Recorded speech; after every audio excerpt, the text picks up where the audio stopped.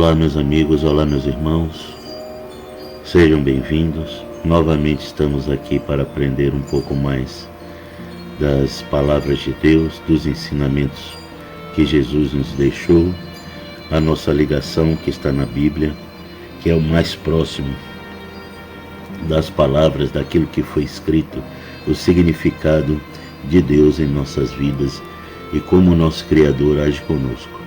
Eu tenho procurado ser o mais autoexplicativo possível, porque eu também estou aprendendo, irmãos. E quando eu coloco alguma coisa aqui, é porque eu estou querendo que vocês vejam. Eu tive curiosidade de procurar, de saber, eu estou aprendendo junto com vocês. Então, eu estou repassando a vocês da melhor forma que eu encontrei, para que a gente tenha um bom aprendizado.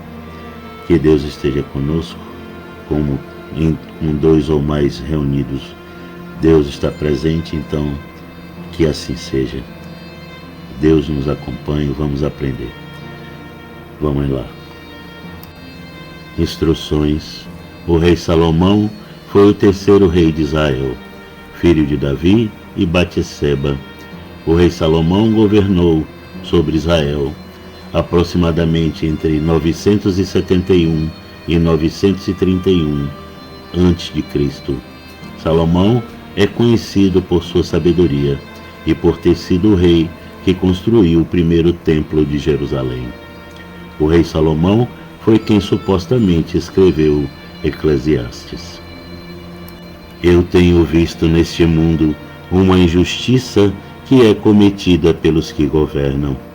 Eles colocam pessoas tolas em altos cargos e deixam de lado pessoas de valor. Tenho visto escravos andando a cavalo e príncipes andando a pé, como se fossem escravos. Quem abre um buraco cairá nele. Quem derruba um muro será mordido por uma cobra. Quem arranca pedras será ferido por elas. Quem racha lenha acabará se machucando. Se você deixa o machado perder o corte e não o afia, terá de trabalhar muito mais. É mais inteligente planejar antes de agir. E não adianta nada você saber encantar cobras se deixar que uma delas o morda.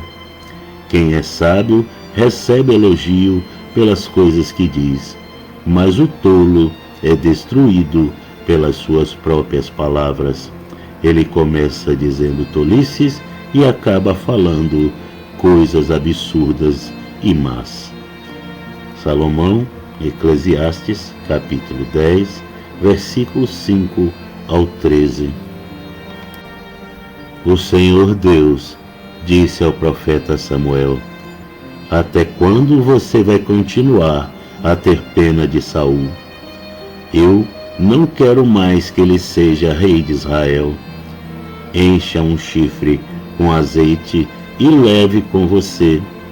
Depois vá a Belém, até uma casa de um homem chamado Jessé, pois eu escolhi um dos filhos dele para ser rei. Como posso fazer isso? Respondeu Samuel. Se Saul souber disso, ele me mata. O Senhor Deus respondeu: leve um bezerro e diga que você foi lá para oferecer um sacrifício ao Senhor. Convide Jessé para o sacrifício e depois eu lhe digo o que fazer. Você ungirá como rei aquele que eu indicar. Assim, Jessé apresentou a Samuel 7 dos seus filhos. E Samuel disse: o Senhor Deus não escolheu nenhum destes. E perguntou a Jessé: você não tem mais nenhum filho? Jessé respondeu: tenho mais um, o caçula, mas ele está fora, tomando conta das ovelhas. Então mande chamá-lo, disse Samuel. Nós não vamos oferecer o sacrifício enquanto ele não vier. Aí Jessé mandou buscá-lo. Era um belo rapaz, saudável e de olhos brilhantes. E o Senhor disse a Samuel: é este mesmo, unja-o. Samuel pegou o chifre cheio de azeite e ungiu Davi na frente dos seus irmãos. E o Espírito do Senhor dominou Davi, e daquele dia em diante ficou com ele. E Samuel voltou para Ramá. 1 Samuel, capítulo 16, versículos 1 ao 3 e 10 ao 13. O Espírito do Senhor saiu de Saul, e um espírito mau, mandado por Deus, começou a atormentá-lo.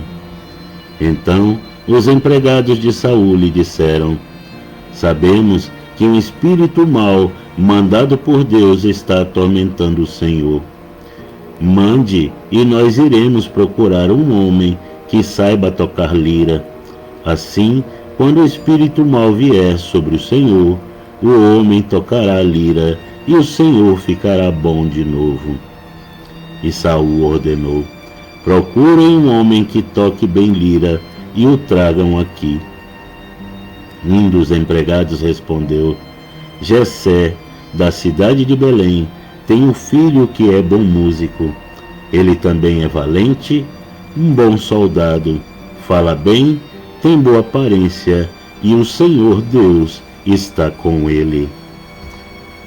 1 Samuel, capítulo 16, versículo 14 ao 18. Aí Saul enviou mensageiros com este recado para Jessé: mande-me o seu filho Davi, aquele que toma conta das ovelhas. Então Jessé mandou Davi a Saul, e Davi levou de presente um odre cheio de vinho, um cabrito e um jumento carregado de pão. Davi foi e ficou trabalhando para Saul. Este gostou muito de Davi e o escolheu para carregar as suas armas, e mandou a seguinte mensagem a Jessé: eu gostei de Davi, deixe que ele fique aqui a meu serviço. Daí em diante, toda vez que o espírito mau, mandado por Deus, vinha sobre Saul, Davi pegava sua lira e tocava. O espírito mau saía de Saul, e ele se sentia melhor e ficava bom novamente. 1 Samuel, capítulo 16, versículos 19 ao 23.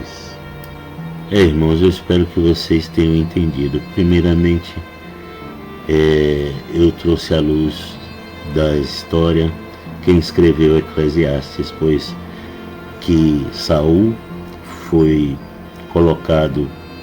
deposto por Deus, não é? Deus não estava satisfeito mais com o reinado dele em Israel sobre o seu povo. E aí ele ordena ao profeta Samuel que vá ungir o próximo rei de Israel. Então ele vai a Jessé, em Belém, e lá ele escolhe Davi. Davi não estava nem presente, pois Jessé não achava que ele fosse digno de ser escolhido, pois ele tinha filhos mais fortes, mais bonitos, que ele julgava mais capazes.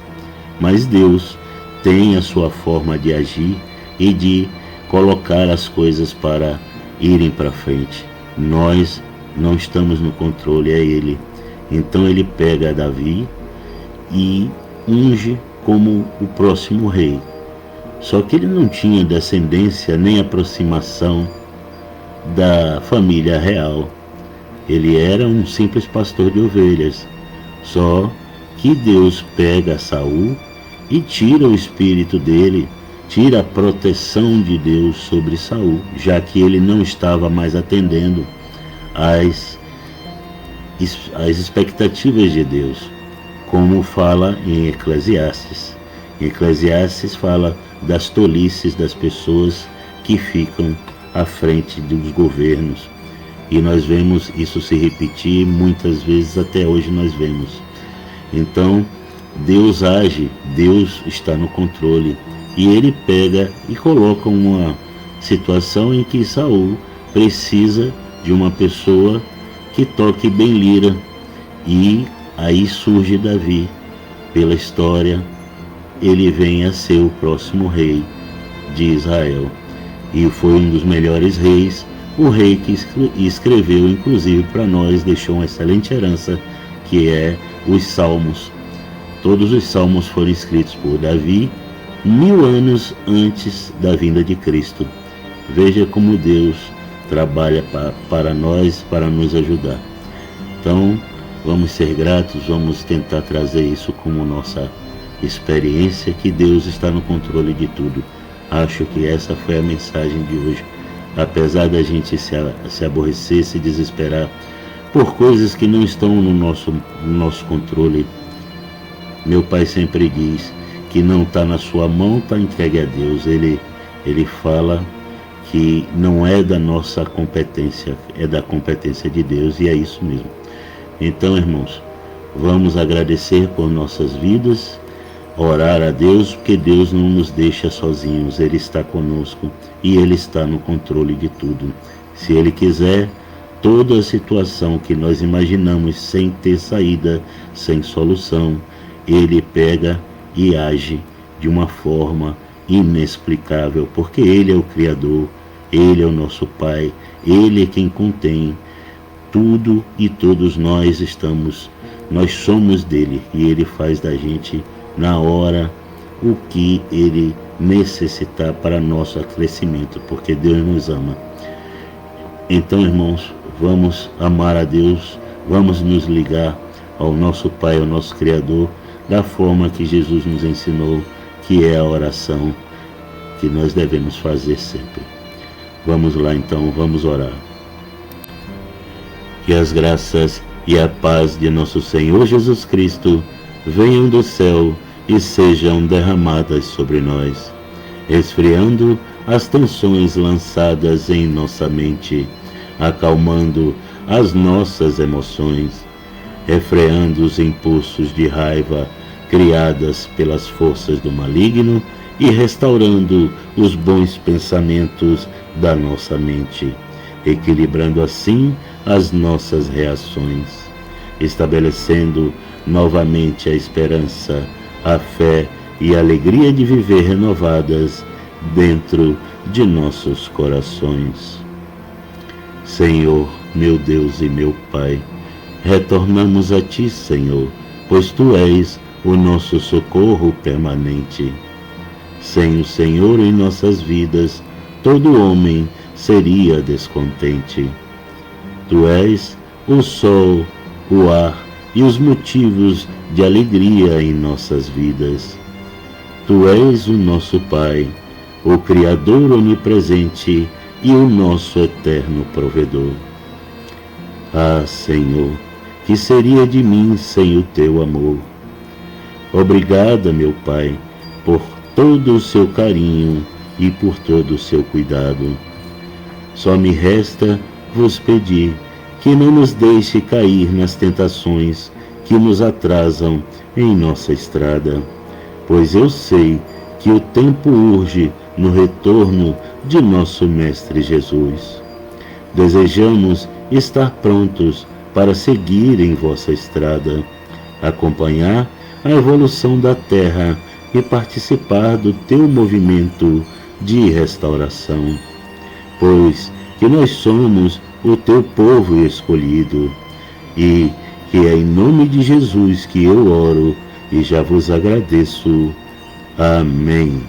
Glórias ao Senhor, meu Deus. Boa sexta-feira a todos. Que Jesus nos dê a mão, nos guie e nos proteja por toda a nossa estrada.